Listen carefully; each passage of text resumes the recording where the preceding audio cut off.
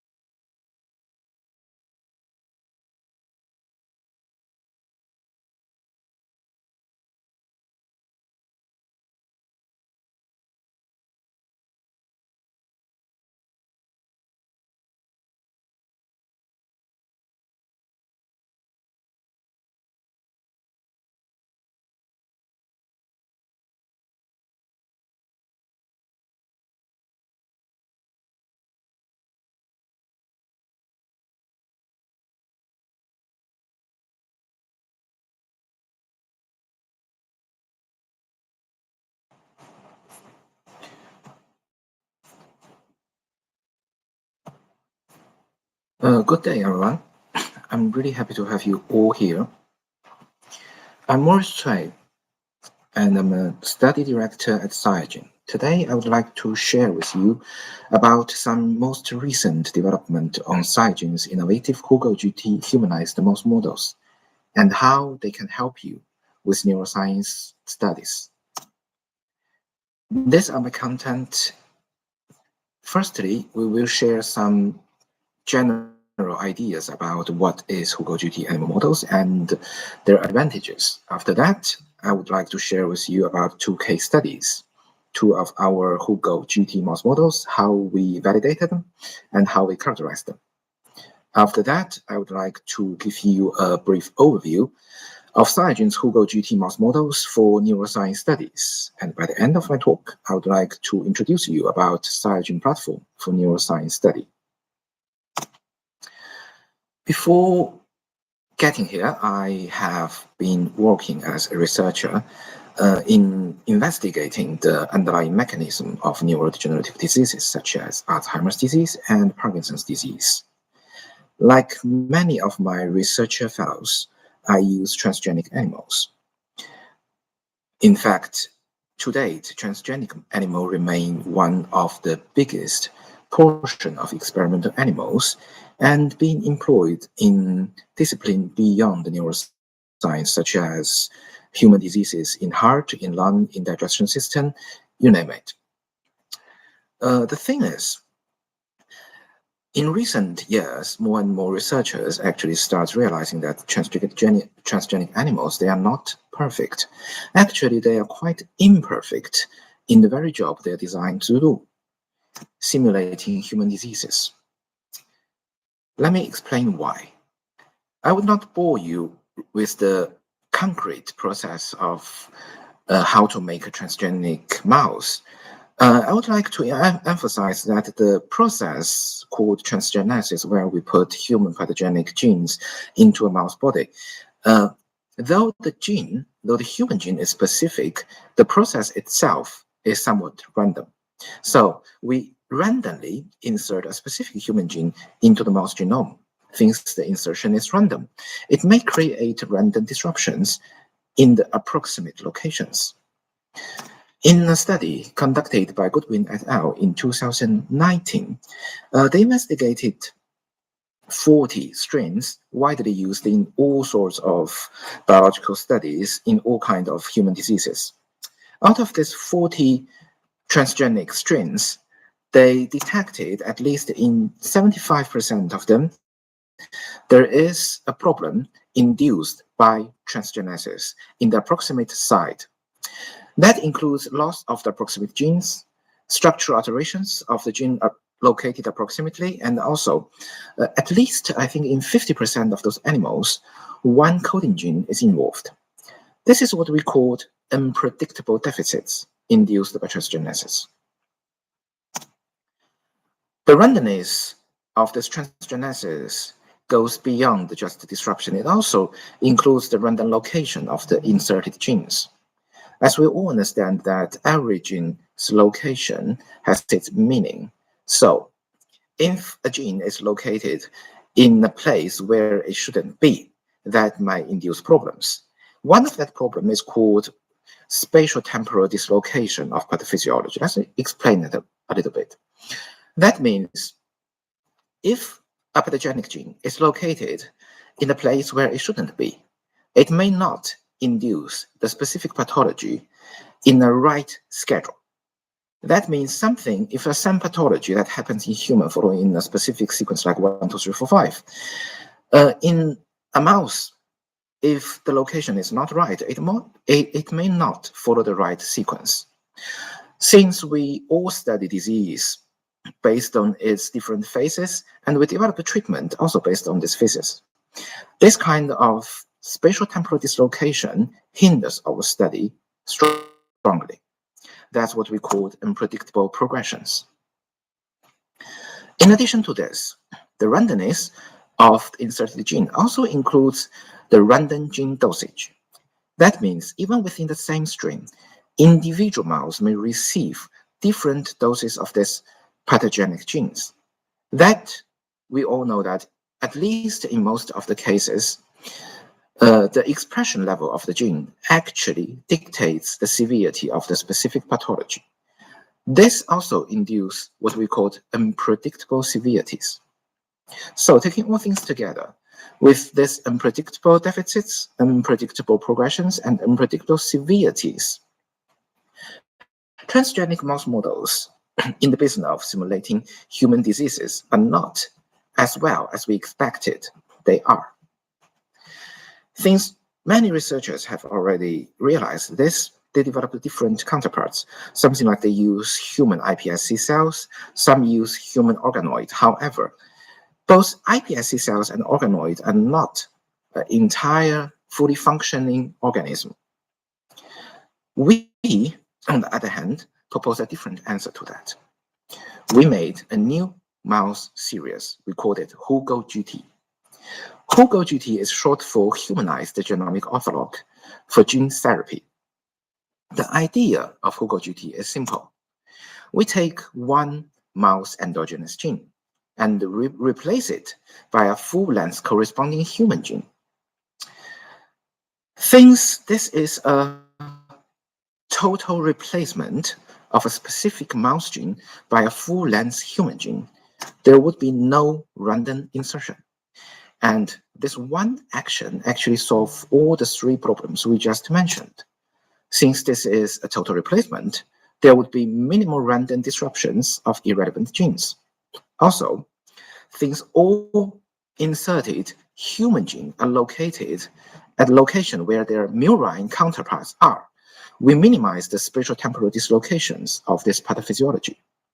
Also, since this is a total replacement, there would be minimal gene dosage diversities. That being said, by using HUGO-GT mouse models to simulating human disease, we could get a controlled pathology, controlled progressions, and controlled severities.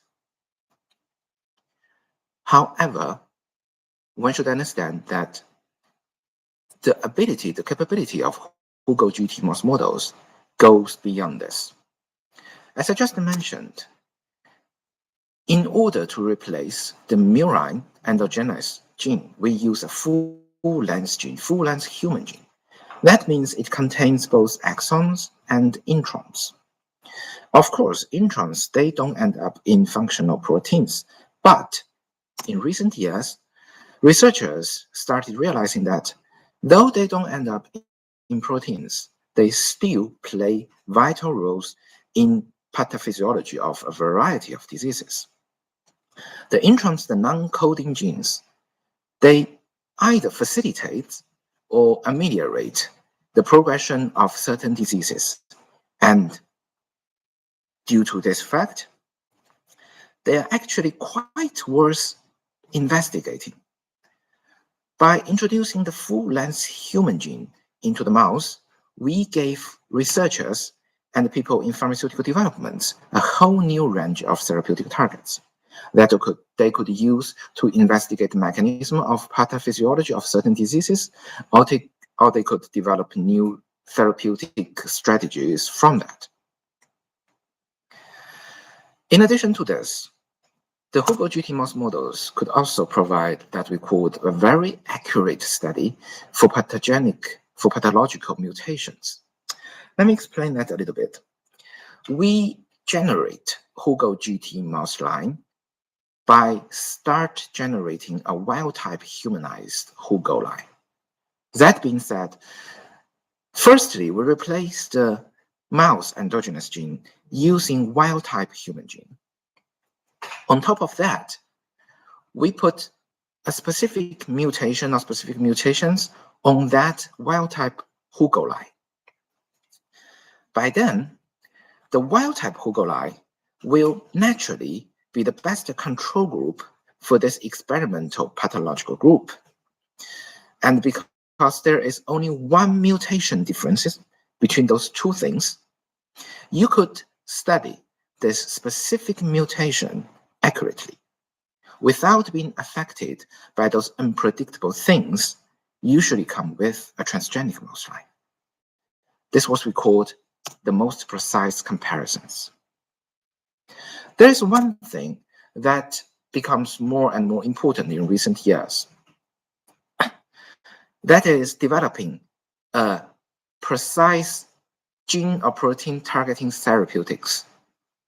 So when you use a HUGO line to study a gene-specific mechanism, or you want to develop a gene or protein-specific treatment, you should understand that you are actually studying a human gene inside a mouse body, or you are actually trying to target a human protein, a human gene also inside this HUGO line.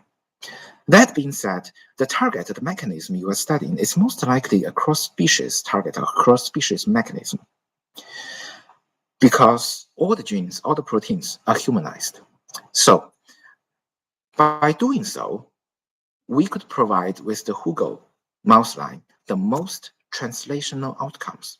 What you see in HUGO mouse models, or what you discovered in HUGO mouse models, will be most likely can be translated to human. Collectively speaking, with all these advantages, the three controlled things, the controlled pathologies, controlled progressions, controlled severities of the simulated human pathology, and some new things, the new therapeutic targets, the most precise comparisons, the most translational outcomes. We believe that the HUGO mouse models are a superior substitute in simulating human diseases in comparison to their predecessors, the transgenic mouse lines. In the field of neuroscience, the very first prevalently used humanized mouse model, I think it should be the humanized A-beta line, developed by Japanese researcher Takaomi Saito in 2014. He replaced in the mouse APP gene the A-beta segment by human A-beta segment with several mutations. And here you can see through time, the A-beta plaques actually form in the brain of these mice. And soon after that, the APP knock-in, or the humanized A-beta, or the APP NLGF line, it has many names, soon become a popular line in both fundamental research and pharmaceutical development. Many of the monoclonal antibody targeting A-beta that we know very well today, the aducanumab, for example, lecanemab, firstly experimented in this mouse. And they all get a very prominent result. What I want to say is, today, in today's research, using humanized mouse models is a new direction. And in accordance to this, we people at Cyagen launched a program, the HUGO-GT program, where we systematically construct and study HUGO-GT mouse models simulating a variety of human diseases. We do this program on two sides. On one hand, we develop a certain HUGO-GT mouse lines simulating human diseases we believe bears significance in human epidemiology. But on the other side, we would like to collaborate with researchers all over the world to construct more, to study more HUGO-GT mouse lines, so we could include more specific mutations, more specific diseases into this category. Because we believe using a more humanized platform, using more humanized mouse models, our understanding to both mechanism of specific diseases or therapeutic strategies for those diseases can be brought to an entire new level. So if you happen to have an interesting project that involves a humanized mouse line, or you would like to create a new HUGO-GT line with us, please do not hesitate to reach out.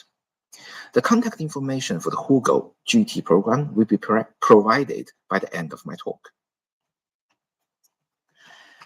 Now that we have some general understanding about the HUGO-GT mouse line, and we have some understanding about why, at least we believe, they are superior substitute to transgenic mouse lines, I would like to share with you about two real cases, two case studies about two of our HUGO-GT mouse lines, how we validated and how we characterize them. The first one is the humanized MECP2 mouse line. The MECP2 gene in human is located on the X chromosome, and it's believed to closely associated with a disease we call Rett syndrome. Naturally, this is an X-linked neurodevelopmental disorder, usually affect females. Symptoms of Rett syndrome appear from 1 year old and include, but not limited to, delayed growth, disorders both in movement and coordination, cognitive impairment, and seizures, etc. Here is how we constructed this line.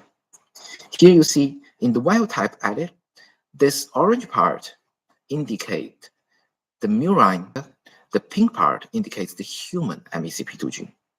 By the end of this process, the entire human MECP2, entire murine MECP2 gene has already been replaced by human. Sorry, it seems like my screen share has some problems.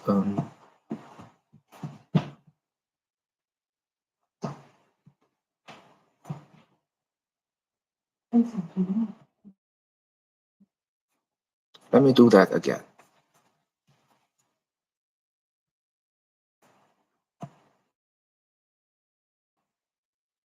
Sorry for that.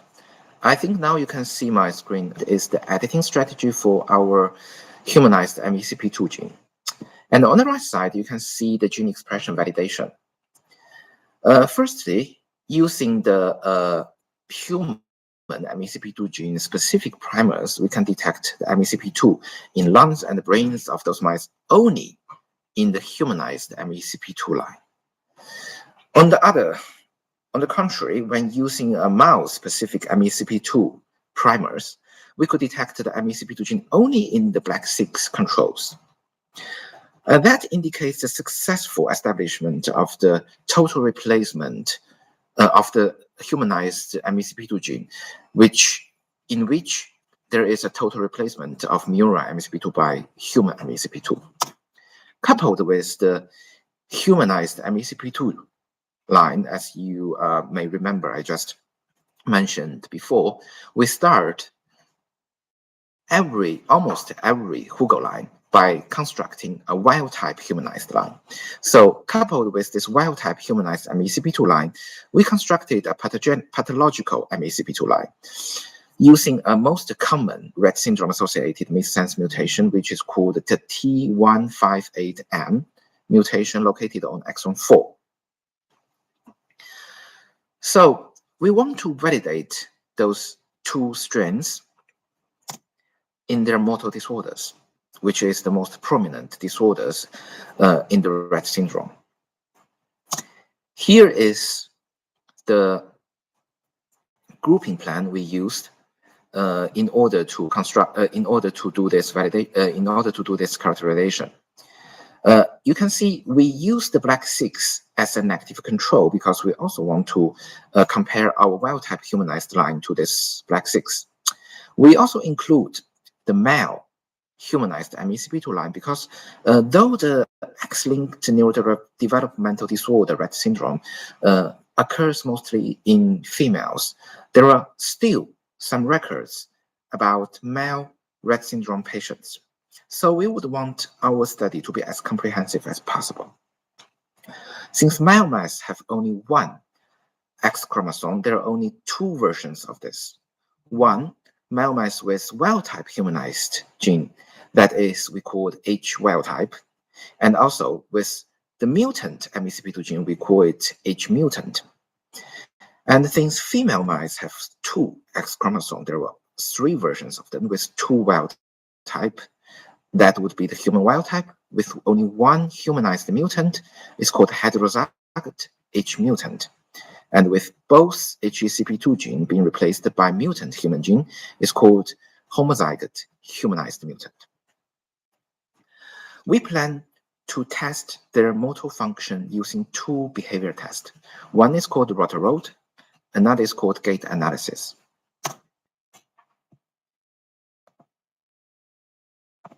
Here is the rotor-road experiment. The rotor-road is just to put the mouse on a rolling road. and see how long it can stay there. Here is the latency, which means the staying time of the mouse on the road. As you can see on the mouse side, it is not difficult to say that the humanized mutant show the most severe reduction of motor function in comparison with wild-type counterparts. In addition to this, the wild-type counterparts behave very similar to the Black6 negative control. That means the humanized MECP2 gene, the wild-type one, functions normally in the mouse. On the female side, they behave very similar to the male ones. The mutant one, the homozygous mutant one, have the most severe motor disorder, and the wild type, the humanized wild type, behaves similarly to the negative control. What is interesting is the heterozygote humanized mutant behave in between of the humanized wild type and the humanized mutant, because it has only one mutant gene. This is actually very similar to what happens in human. With more prominent mutations, human patients with Rett syndrome exert more severe pathologies. Now that we have some data from the rotor-road, let's see something from the gait analysis. The gait analysis is a very sensitive method to detect a walking pattern of the mouse. We just put the mouse on the surface and let it walk freely. Underneath the surface, there are detectors to record the walking pattern, the footprint of this mouse. As you can see here, when the mouse walks, the footprint of the forelimb and hind limb on both right side and left side were recorded. And use this data, we can calculate and analyze the stride length and the stride width.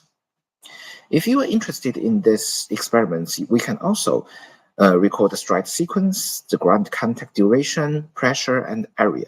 But here, we would only show and analyze the data from the forelimb stride width, hind limb stride width, and also the stride length. Here is the footprint map from both male and female side. The line in between the hind limb trajectory are visualized for an easier visualization of the walking trajectory. The top row indicates the negative control, the Black6, and you can see the second row, which is the humanized wild type from male and female, actually pretty much similar to those wild type. That also corroborates that they behave, at least in terms of motor functions, similar to the negative control. The bottom row indicates the humanized mutant from the male side and the homozygous humanized mutant from the female side. And just by looking at them, you already see that they work in a different way in comparison to their wild type counterparts. The heterozygote female humanized mutant is in between the humanized wild type and humanized mutant. However, the difference is not so easy to be visualized just by looking at it. So let's see some statistics. Both on the male side and the female side, let's start from the stride width.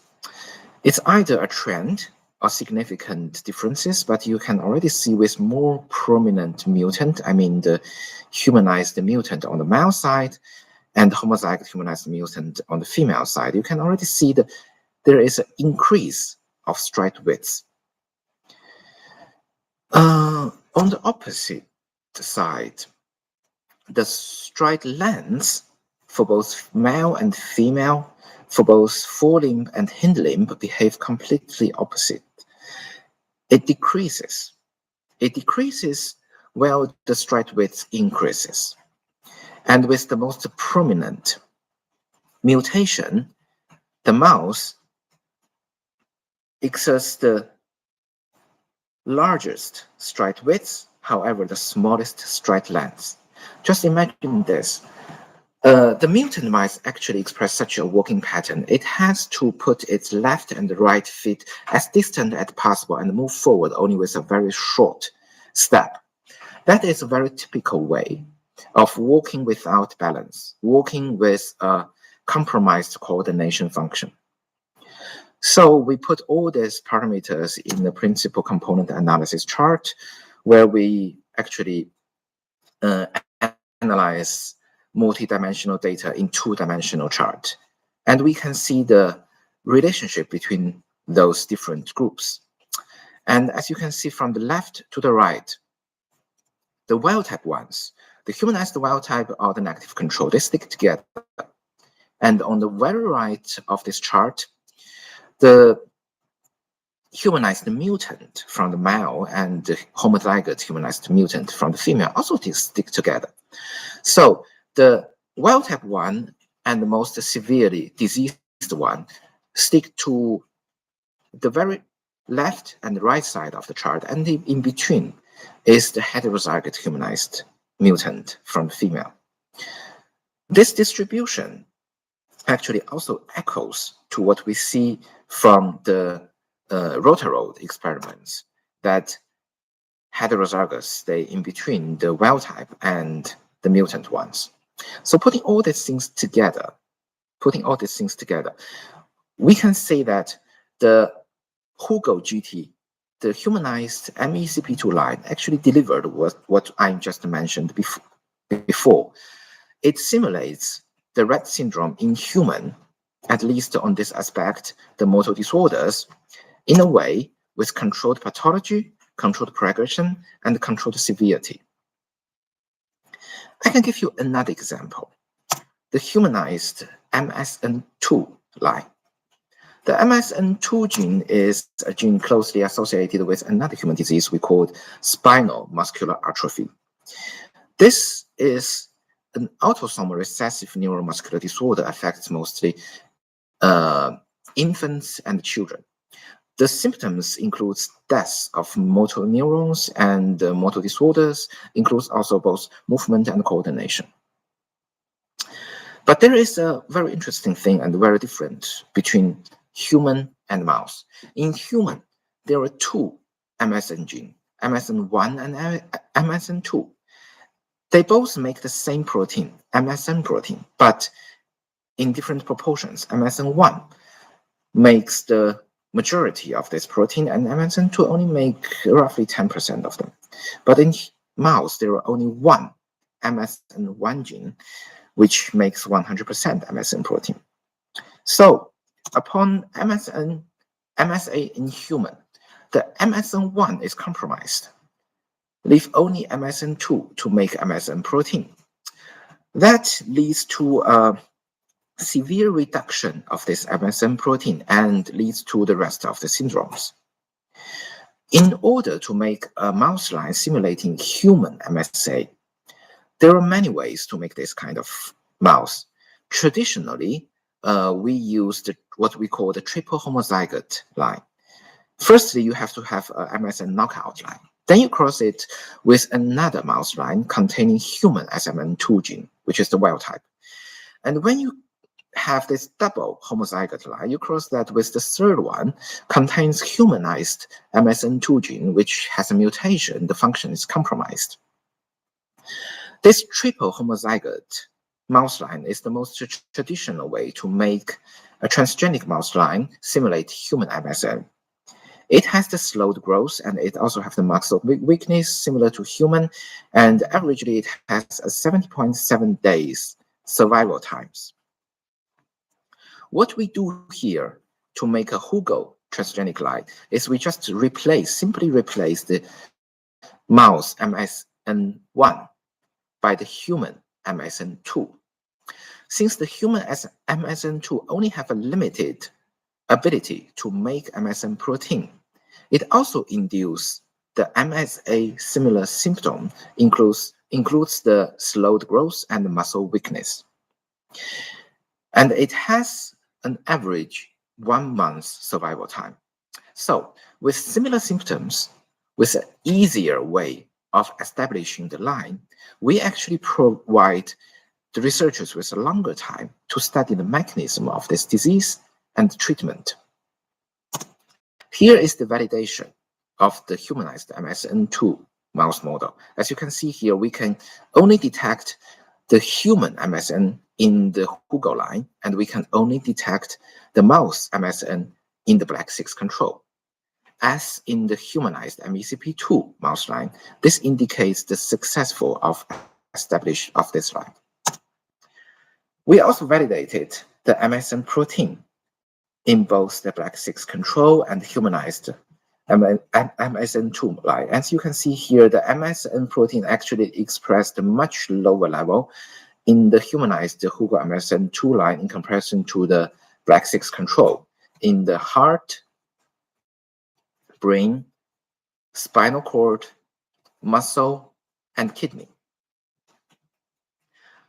On top of this, we conducted a treatment study using a compound, antisense oligonucleotide, similar to one of the most famous drug for the MSA, human MSA, the Spinraza. As you can see here, by using the ASO, what we call the ASO 1027, the humanized MSN line has a prolonged survival pattern in comparison to their counterparts take only the vehicle. And here, as you can see, the pictures on day 33, the untreated humanized MSN2 homozygote express a necrosis on their toes and the truncation of their tails, which is typical for transgenic mouse line or humanized MSN2 line simulating human MSA disease. On the contrary, in the humanized MSN2 mice who received the compound, there is no necrosis and truncation of their tails, even on day 45. Actually, this humanized MSN2 mice can live up to, I think, 190 something days, but definitely more than 120 days. That is several times more than their native lifespan. And we also did a pathology study, as you can see here, using the IHC to stain the motor neurons.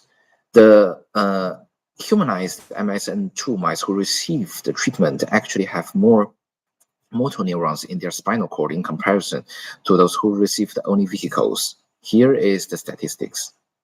So putting all these things together, this also corroborates what I just mentioned before. Our HUGO-GT mouse line can deliver you the most translational outcomes because the treatment actually works in human, also works here in our HUGO line. The mouse lines I just talked about, the humanized MECP2 line, the humanized MSN line, obviously are not the entire collection of our HUGO-GT mouse models for neuroscience. We also have models for other human diseases such as tauopathy. We have the humanized MAPT series.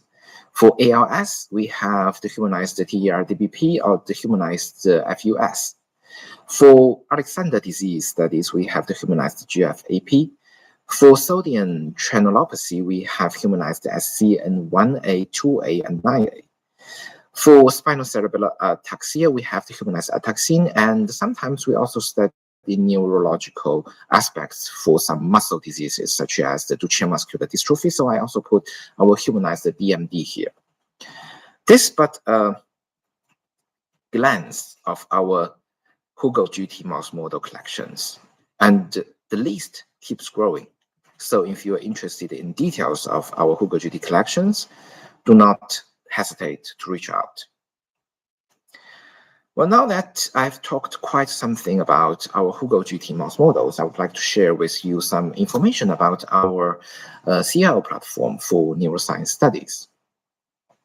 Cyagen, since its foundation in 2006, has collaborated with more than 7,000 organizations worldwide, and we have contributed in more than 9,000 publications. Some of our collaborators are from the most prestigious companies and institutions and researchers worldwide. We have a high capability of doing animal experiments, and we always hold a very high standard. Here you can see our accreditations.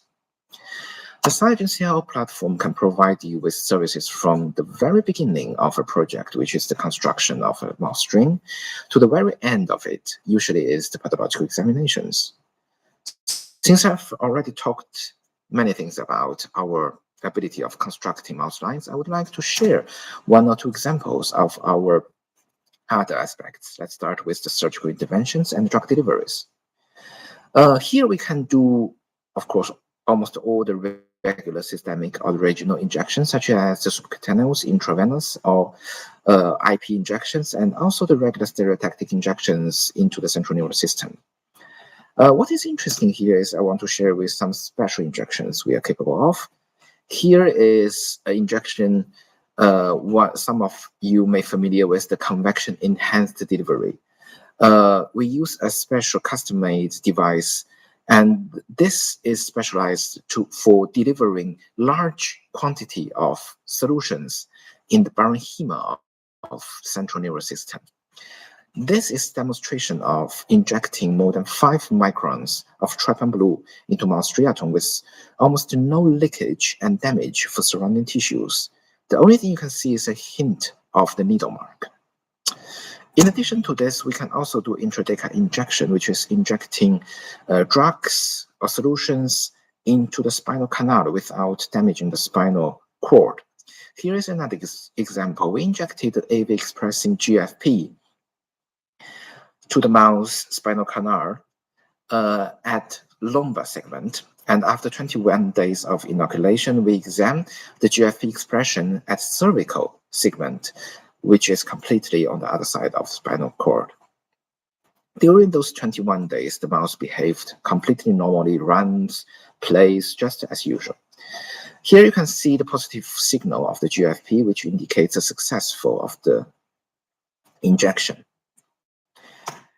After the surgical interventions and drug deliveries, we can also study the behavior changes, the pathophysiology, using all sorts of behavior tests. Here you can see some of our behavior test method.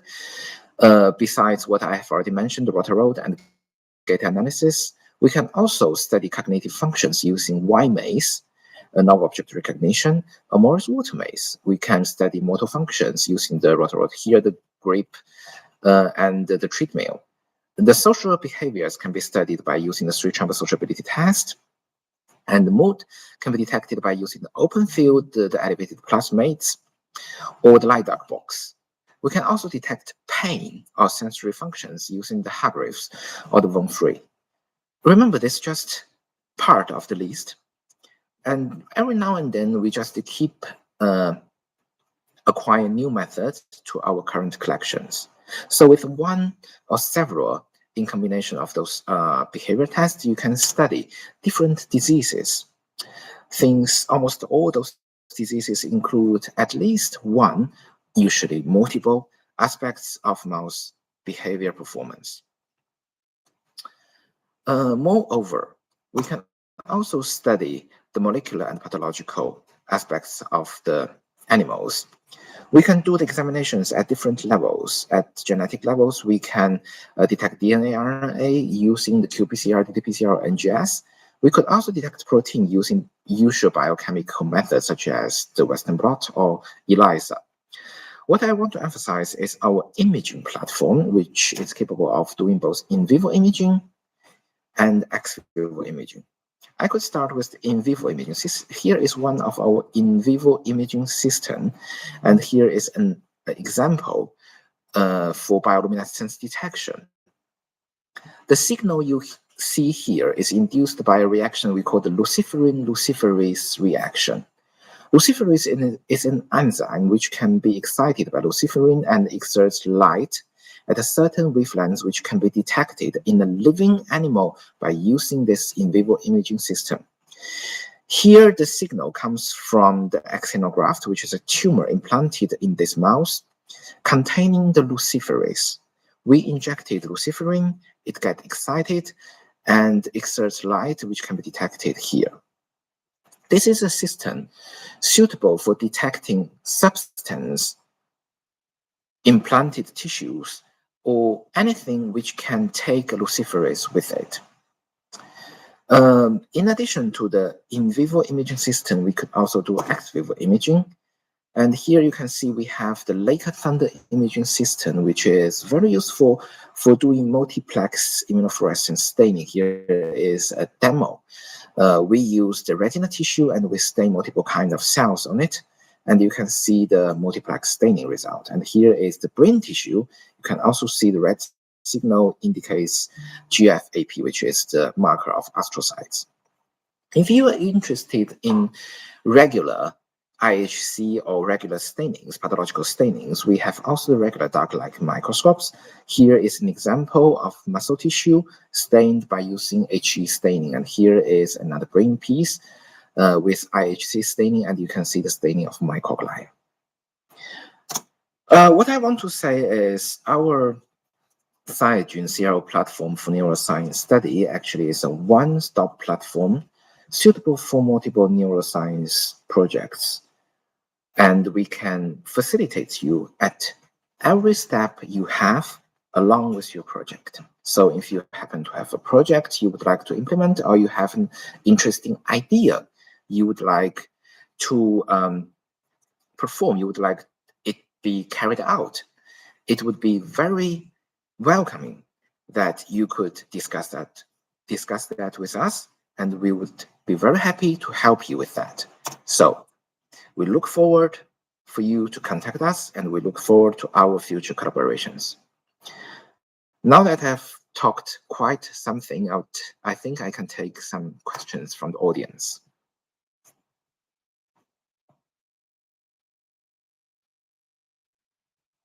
Yeah.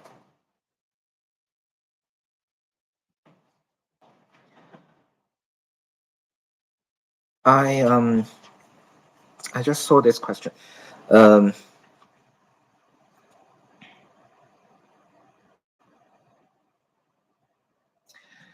The mouse technology cost and the turnaround time.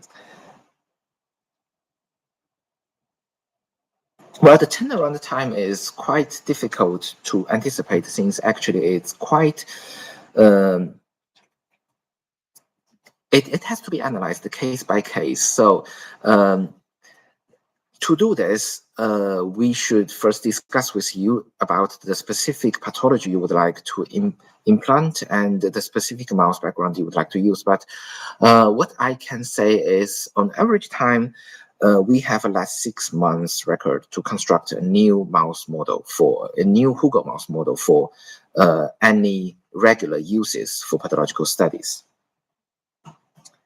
And for the BAC construct, do we need to send you the BAC construct to construct a new HUGO mouse line? That depends. If the pathology, if the mutations is very specific, you may have to send that. But if it's not, we can also work on the sequence that you can provide with us.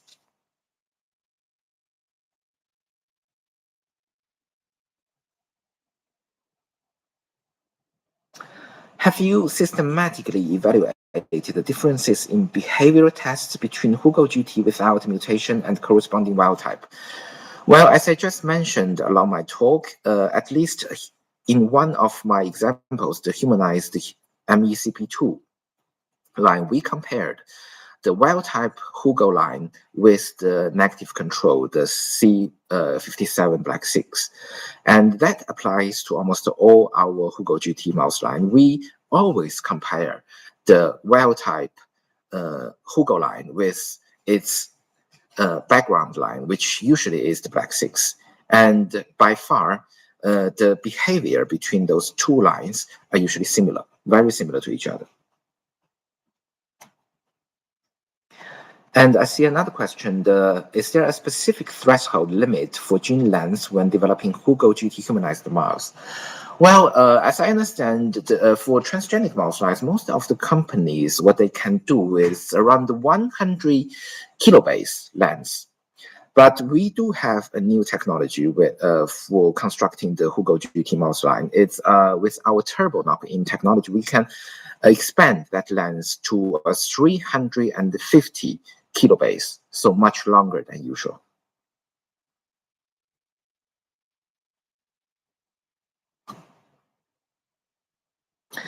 And I see another question. The constructing mouse models for psychiatric disease is challenging. Does HUGO-GT offers any advantages in this regards? Yes, well, the psychiatric diseases itself is a very, very complicated thing.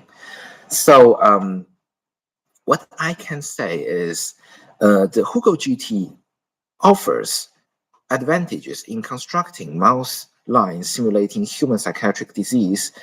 What I can say is it's mostly on the genetic level. When you construct a HUGO line simulating human disease, and which is clearly genetically relevant, the gene is come directly from human, and the mutation is also from human.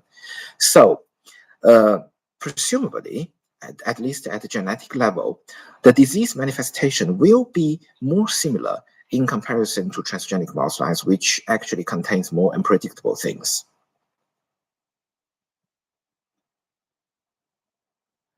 I see another question is, how does Cyagen plan to further expand the application of HUGO-GT mouse in neuroscience research in the future? As I mentioned, by both self-development and collaborating with researchers all over the world, we could construct firstly more HUGO lines, which actually simulates human diseases in a more specific mutations. And on the other hand, since these are human mutations, we would like to provide them in more and more pharmaceutical developments. So a specific treatment can be easily developed using our HUGO-GT line. And on top of that, currently you just see I mentioned our humanized MECP2, humanized MAPD, humanized SMN2. But in the future, we are also considering to construct a multi-target humanized HUGO line, which is not simulating just one human gene, but also simulate the entire pathway or entire disease. I see another question. Has Cyagen developed any HUGO-GT mouse models related to Parkinson's disease? If so, are there phenotype validation data or efficacy evaluation data you could share? That is very interesting. Actually, currently we do have a humanized line, which is called humanized SNCA. And we just completed the constructing of this line, and we are in the middle of the phenotype validation. So if we have the, once we have the data, if you are interested, just contact us, and we are very happy to share those data with you.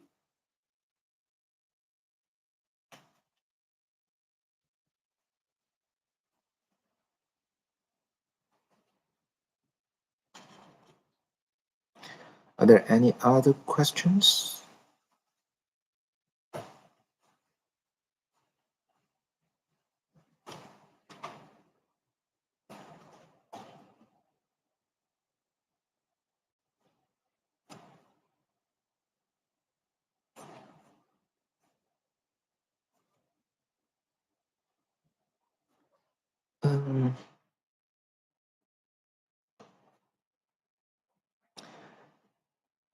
I see another question.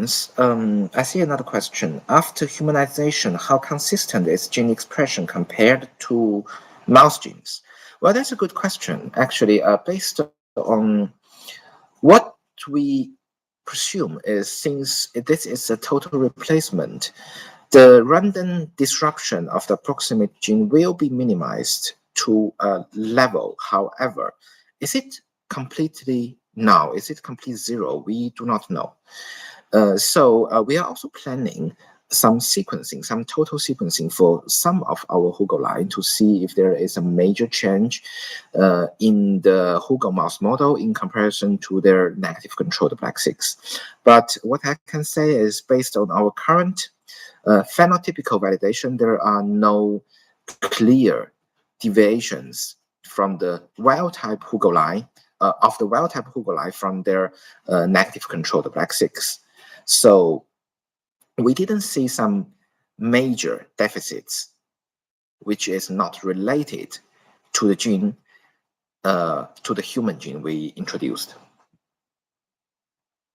There is another question. If the mutation involves splicing anomalies, how similar are the splicing events between mouse and the humanized model? Currently, if you are referring to the RNA or gene splicing, we assume that is not very the difference is not very big, very huge between the mouse and human, because in certain HUGO-GT mouse lines, which requires the splicing to generate the pathological deposits such as APP or other things, we didn't see the deviation between the HUGO and the expectation of the human disease they should be simulating. If you are asking for the protein part, it's also, I just take the APP as an example. The APP protein should be spliced by some enzymes and to generate the A beta deposit.